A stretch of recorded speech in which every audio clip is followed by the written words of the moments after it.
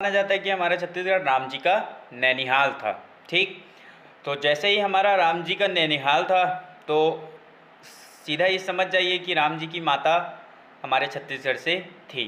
ठीक, तो हमारे छत्तीसगढ़ को प्राचीन काल रामायण काल में दक्षिण कौशल के नाम से जाना जाता था।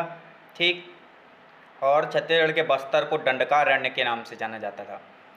ठीक है, तो यहाँ दक्षिण कौशल के राजा थे राजा भानुमंत। भानुमंत की पुत्री थी कौशल्या, जिनका उत्तर कौशल के राजा दशरथ से विवाह हुआ था और भानुमंत की कोई भी पुत्र नहीं थे। इस कारण ये दक्षिण कौशल का राज्य भी राजा दशरथ को प्राप्त हुआ। ठीक, समझ पाए। और दक्षिण कौशल की राजधानी हुआ करती थी कुशस्थली। ठीक, दक्षिण कौशल की रामायणकालीन मतलब दक्षिण कौशल यानी हमारे छत्तीसगढ़ की प्राचीन रामायणकालीन राजधानी हुआ करती थी कुशस्थली, और प्राचीन काल में छत्तीसगढ़ का नाम दक्षिण कौशल था। और छत्तीसगढ़ की भाषा प्राचीन रामायण काल की भाषा थी आपकी कोसली भाषा बोलते थे। ठीक, बहुत बार पूछा गया क्वेश्चन है। ऐसे भी पूछा जाता है कि छत्तीसगढ़ का हमारे राम जी से कैसे संबंध है, तो नैनीहाल है। छत्तीसगढ़ की रामायणकालीन प्राचीन भाषा क्या थी, तो कोसली। छत्तीसगढ़ का प्राचीन नाम क्या था, तो दक्षिण कौशल। ठीक, बस्तर का प्राचीन नाम क्या था, तो दंडकारण्य। ठीक, आप लोग सब जानते हैं कि राम जी अभी रामायण चल रहा है, तो आपने देखा होगा कि राम जी जब वनवास गए तो वो दंडक वन में गए, वही दंडकारण्य हमारा छत्तीसगढ़ है, छत्तीसगढ़ का बस्तर है। ठीक, दंडक वन हमारे छत्तीसगढ़ के बस्तर दंडकारण्य कहा जाता था, उसी को प्राचीन काल में दंडक वन के नाम से जाना जाता था। ठीक, हमारा छत्तीसगढ़ में राम जी अपने 14 वर्ष के वनवास में बहुत सारी वनवास के काल व्यतीत किए हैं, ऐसा माना जाता है। जैसे देखते हैं हमारे छत्तीसगढ़ में राम जी कहाँ कहाँ गए हैं और कहाँ कहाँ से होके गुजरे हैं। इसी कारण अभी राम आवागमन पथ में हमारे छत्तीसगढ़ को भी चिन्हांकित किया गया है। ठीक, वही राम आवागमन पथ को आज हम समझ लेते हैं। कल हम आगे महाभारत काल से पढ़ेंगे। हो सकेगा तो आज ही महाभारत तक पढ़ लेंगे, उसके बाद कल आगे हम छत्तीसगढ़ भी पढ़ेंगे और साथ में भारत का इतिहास भी पढ़ेंगे। चलिए आगे देखते हैं। आगे देखेंगे तो हम देखते हैं राम आवागमन पथ कहाँ कहाँ से हुआ।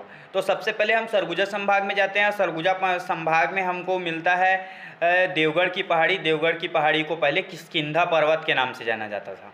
ठीक, किष्किंधा पर्वत के बाद हम सरगुजा संभाग में कोरिया में देवगढ़ की पहाड़ी देखे, जिसको किष्किंधा पर्वत के नाम से जाना जाता था। इसके बाद हम सरगुजा आ जाएंगे। सरगुजा में रामगढ़ की पहाड़ी, सीता बेगरा, लक्ष्मण बेगरा की गुफा। ठीक, ऐसा माना जाता है कि इसमें यहाँ भगवान जी लोग निवास किए थे इस गुफा में। ठीक, और इसके बाद फिर हम कहाँ जाते हैं, रायगढ़ आ जाते हैं। रायगढ़ में राम झरना, ऐसा माना जाता है कि इसमें राम जी पानी पिए हुए हैं। और इसके बाद राम झरना के बाद हम आ जाते हैं जांजगीर चांपा। जांजगीर चांपा में खरौद में भगवान राम ने खरदूषण का वध किया था। और इसके बाद शिवरी नारायण आ जाते हैं। शिवरी नारायण में सबरी के जूठे बेर खाए थे। ठीक, और इसके बाद हम आ जाते हैं महासमुंद। पहले महासमुंद में लेते थे, अब आप लेंगे बलौदा बाजार। बलौदा बाजार में तुरतुरिया में वाल्मीकि का आश्रम में लौ कुश की जन्म स्थली। ठीक, लौ और कुश की जन्म स्थली। इसके बाद इसी में ले लीजिएगा धमतरी में 7 ऋषियों का आश्रम। यहाँ भी ऐसा माना जाता है कि राम जी 7 ऋषियों का आश्रम गए थे, वहाँ से सद्बुद्धि वाली शिक्षाएं ग्रहण की थी। ठीक, और इसके बाद हम ले लेंगे सीधा पंचवटी कांकेर, जहाँ से सीता जी का हरण का माना जाता है। और इसके बाद पूरा दंडकारण्य, पूरा बस्तर दंडकारण्य, जिसमें राम जी ने अपने वनवास के कुछ काल व्यतीत किए हैं। इतने को राम आवागमन पथ के लिए चिन्हित किया गया है। ठीक, समझ पाएँ। अब इसके बाद फिर से एक बार देख लीजिए, ऊपर लेंगे तो ऊपर में सरगुजा, सरगुजा में देवगढ़, कोरिया जिला में देवगढ़ की पहाड़ी यानी प्राचीन का किष्किंधा पर्वत। इसके बाद सरगुजा ले लीजिए, सरगुजा में रामगढ़ की पहाड़ी में सीता बेगरा लक्ष्मण बेगरा की गुफा। ऐसा माना जाता है कि यहाँ राम जी ने वनवास के दौरान क्या किया था, कुछ टाइम के लिए प्रवास किए थे। इसके बाद फिर हम रायगढ़ में राम झरना, ऐसा माना जाता है कि इसमें राम जी ने पानी पिया था। अब इसके बाद हम जैसे ही नीचे आते हैं तो जांजगीर चांपा में खरौद में ऐसा माना जाता है कि खरदूषण का वध। और उसके बाद सिरवी नारायण में सबरी माता का आश्रम, यहाँ का क्या किए थे, सबरी जी का जूटे बेर खाए थे। इसके बाद फिर बलौदा बाज़ार में तुरतुरिया में वाल्मीकि का आश्रम, यहाँ लौह कुश की जन्मस्थली माना जाता है।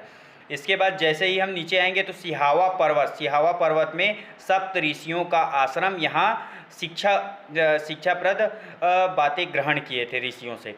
और इसके बाद फिर कांकेर में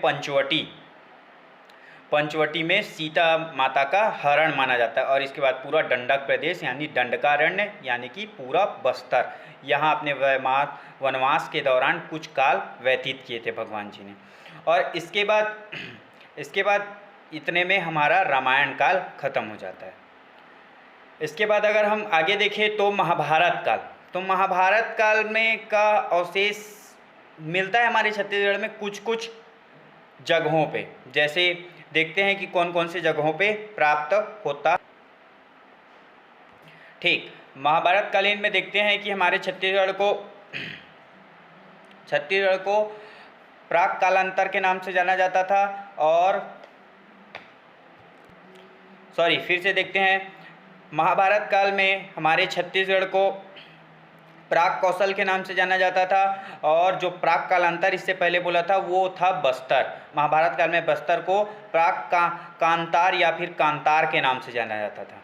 ठीक, और इसके बाद कुछ स्थल है महाभारत कालीन जो प्राचीन नाम है उनके, उसको आप जान सकते हैं। जैसे कि देखिए कौन कौन से स्थल है।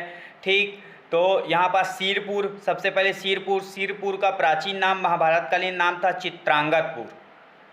ठीक, चित्रांगतपुर अर्जुन के पुत्र बब्रुवाहन की राजधानी थी, इस कारण इसका नाम चित्रांगतपुर पड़ा था। ठीक, और इसके बाद जस्ट अगर हम इसके बाद की बात करें तो रतनपुर का प्राचीन नाम था मणिपुर।